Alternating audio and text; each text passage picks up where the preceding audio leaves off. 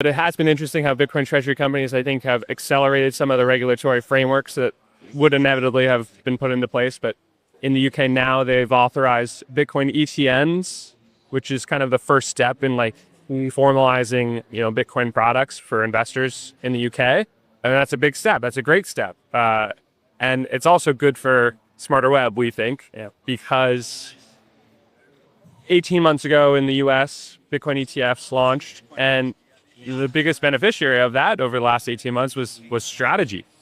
And I think that's because when you have additional regulatory clarity, it becomes more acceptable, more compelling, more available to any investor, especially institutional investors, to get some exposure to Bitcoin.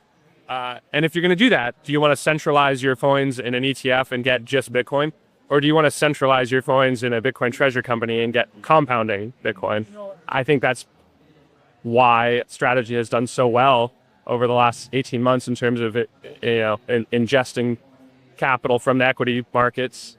And I think that kind of tailwind will probably play out over the next 18 months in the UK now that there's greater regulatory clarity around Bitcoin products. And you want to see that pendulum going in the right direction, or like a regulatory clarity increasing. And we're definitely seeing that in the UK right now. So I think that's just a good tailwind.